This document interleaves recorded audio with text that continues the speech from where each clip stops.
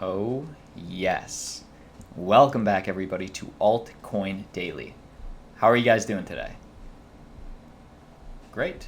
Well, here at the channel, we drop a video on crypto every single day. So if you haven't already, make sure you go ahead and click that subscribe button. You do not want to miss a daily video. My name's Austin, and team, let's start the week off right.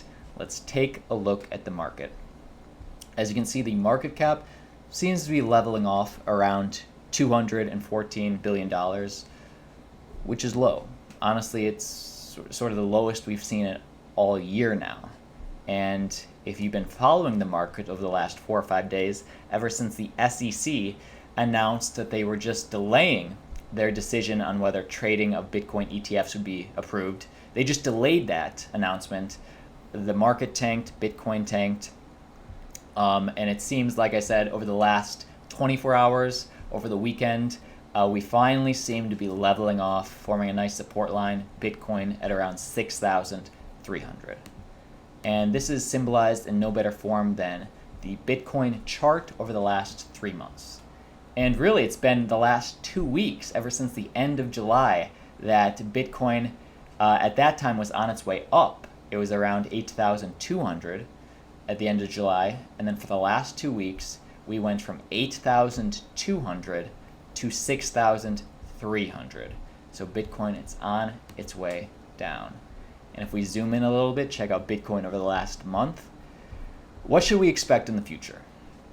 I'm no financial advisor, but in my opinion, if we can maintain this support line at around 6,300, the next one to look out for is the one around $7,000 for Bitcoin. If we can hit that, maintain it, it's going to be strong bullish signs that Bitcoin is headed in the positive direction, but could easily go the other way. Because I'll be honest with you guys, a lot of people are saying that we still have farther to go, and Bitcoin, the other cryptos, are on its way down. Whether we go up, whether we go down, stay tuned to this channel. We're going to keep you updated on what happens in the market. Let me know what you guys think in the comments.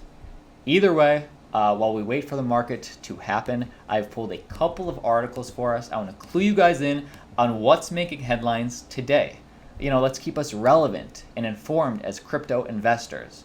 So if you guys like when we go over the market, pull the most relevant news, then don't forget to like this video. It just helps us grow as a channel. Either way, let's get into it. First article. Rich Dad Poor Dad author is bullish on Bitcoin. He says the US dollar is a scam. Wow, let's check this out. Do you guys know this guy? Well, Robert Kiyosaki, the author of the famous financial self-help book, Rich Dad Poor Dad, has described the US dollar as a scam, declaring that Bitcoin and other cryptocurrencies are currencies of the people that will outlive fiat currency. This is significant for a few reasons. One, Robert Kiyosaki, he is he's a millionaire, multimillionaire, and great at reading financial trends.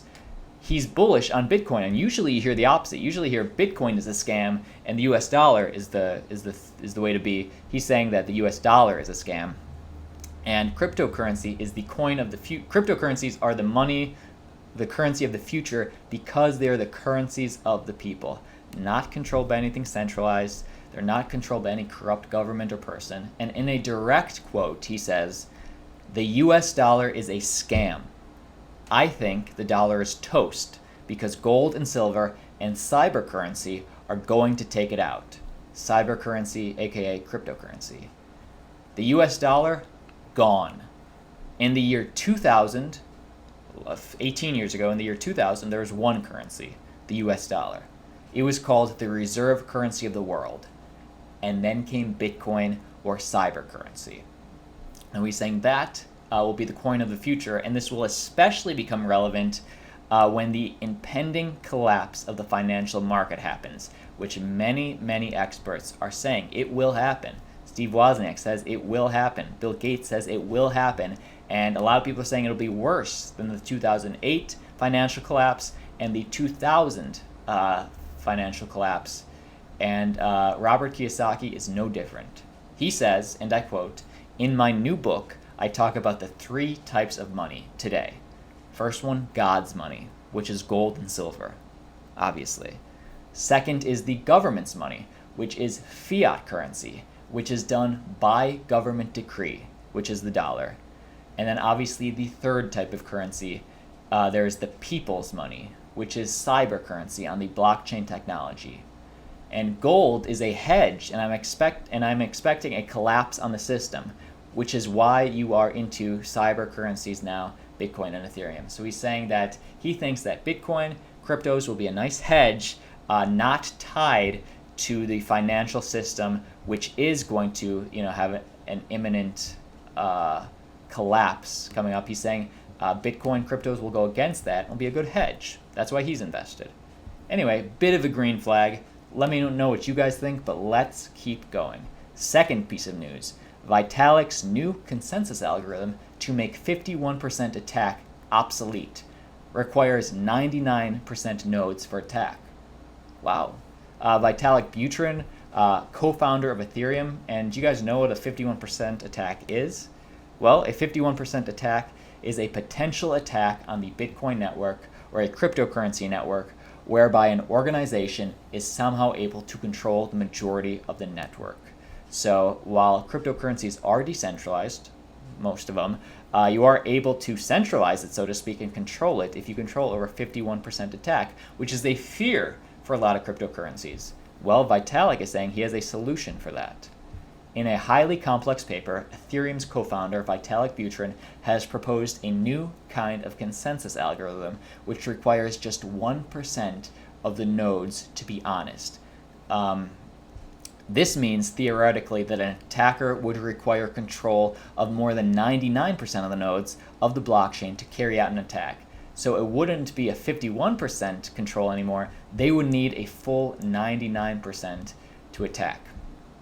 And how he's doing this, I'm no financial advisor, but in layman terms, he has a new algorithm that was first invented by Leslie Lamport in 1982, who is a computer scientist who received the Turing Award for his work on distributed systems.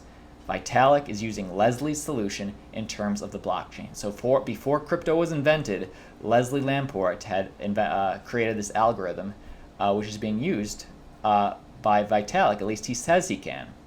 What does this mean? Well, I mean, this would be great for all cryptocurrency in general to make it even safer and more secure. But in terms of Vitalik, if Ethereum can be on the cutting edge, obviously we know that right now Vitalik is working vigorously to keep Ethereum relevant in terms of being able to handle scalability, volume. I mean, we'll see if the other cryptos out there will beat Ethereum out, or if Ethereum will stay relevant. Either way, this would be a huge green flag for especially Ethereum if Vitalik can keep his crypto relevant. We'll see. I like Ethereum, but I do know it needs to update and adapt to stay in the top 5, top 10 in the next 10 years. Last piece of information, and then I'm going to turn it over to you guys.